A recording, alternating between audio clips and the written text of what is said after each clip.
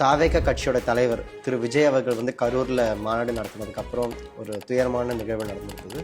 அதை பற்றி ஹைகோர்ட்டாக இருக்கலாம், இல்லை வந்து நிறைய கட்சி தலைவர்களாக இருக்கலாம், மீடியா ஹவுசஸ் வெவ்வேறு விதமான கருத்துக்கள் வந்திருந்தது. இதோட இன்ஃப்ளூயன்ஸாக நீங்கள் என்ன சொல்ல விரும்புறீங்க? திரு விஜய் அவர்கள் அரசியல் பண்ணுறதுக்கு அவருக்கு உரிமை இருக்குது அப்படின்றத எல்லாருமே ஒத்துக்கிறாங்க. ஏன்னா அவர் வரும்போதும் எல்லாருமே ஆமாம் யார் வேணால் வரட்டும் வந்து நல்லது பண்ணணும்னு சொன்னாங்க.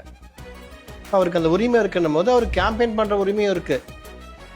இந்த கேம்பெயின் பண்ணுறத வந்து அந்த கேம்பெயின் இங்கே பண்ணு, அங்கே பண்ணு, இங்கே பண்ணாத, அங்கே பண்ணாதன்னு சொல்கிற பொறுப்பு அரசாங்கத்துக்கு இருக்குது.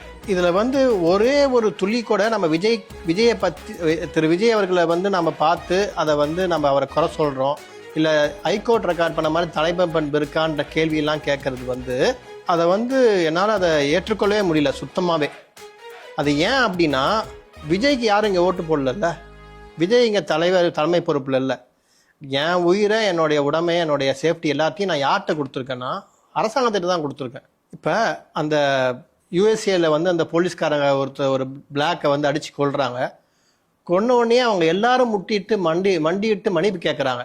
யாருமே அதை டிஃபெண்ட் பண்ணிட்டு இல்லை. அந்த மாதிரி ஒரு சீர்பட்ட ஒரு சமூகமாக ஏன் இவ்வளோ உயர்ந்த ஒரு தமிழ் சமூகம் அப்படி ஏன் இல்லைன்னு என்னால் புரிஞ்சிக்க முடியல.